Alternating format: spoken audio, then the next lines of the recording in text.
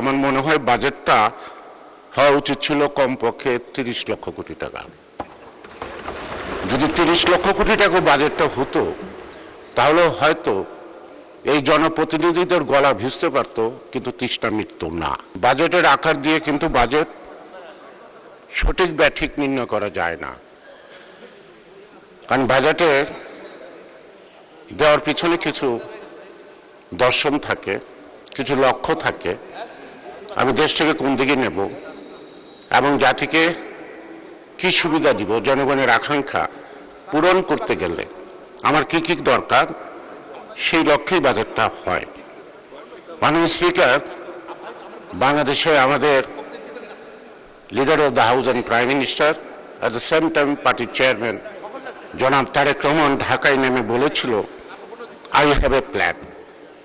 I have a plan মানে he has a vision, অর্থাৎ তার একটা ভিশনে জাতিকে নিয়ে আছে। তার কিছু দৃশ্যমান আমরা কর্মকাণ্ডের মধ্যে দেখতে পাচ্ছি।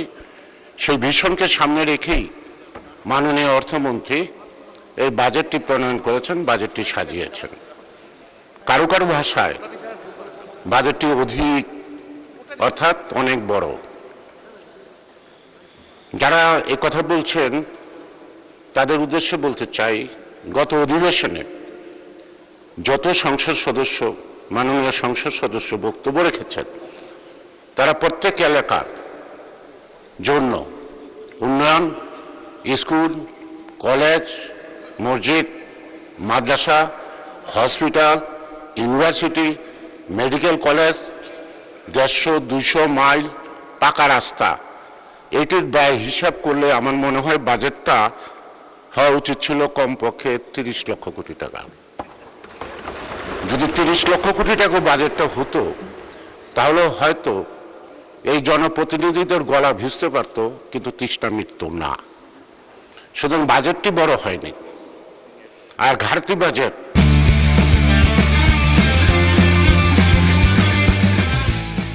রাষ্ট্রীয় বাজেট সবসময় ঘাটতি হয়, পারিবারিক বাজেটও ঘাটতি হয় না, কারণ অর্থনীতিতে পারিবারিক বাজেট হলো আয় বুঝিয়া ব্যয়, আর রাষ্ট্রীয় বাজেট হলো রাষ্ট্রের ব্যয় বুঝিয়া আয় নির্ধারণ করা।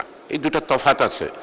বর্তমানে যে আর্থসামাজিক অবস্থা, পারিবারিক বাজেটও মনে হয় আয় বুঝিয়া ব্যয় করা সম্ভব হয় না। কখনো দুর্যোগ, কখনো অসুস্থতা, কখনো দুর্ঘটনার কারণে পরিবারের যে আয় থাকে সেই আয়টা সংকুলন হয় না, তাকেও আশেপাশের মানুষের থেকে ধার দেনা করতে হয়। এবং বাড়ির স্ত্রী যখন একটা কাগজ দিয়ে দেয় বাজারে যেতে, সে নিয়ে যায়, দেখা যায় যত টাকা বাজারে খরচ হবে অত টাকা নাই। সেই কাস্টমার যদি বাজারে সৎ হিসাবে গণ্য হয়, তাহলে দোকানদার বলে, ভাই নিয়ে যান, পরে দেন, অর্থাৎ ধার বাকি। সুতরাং বাজেটে যে লক্ষ্যমাত্রা ধরা হয়েছে সেটা ঘাটতি বাজেট সবসময় হবে, কারণ রাষ্ট্রের বাজেট কখনো উদ্বৃত্ত রাখে না, হয় না।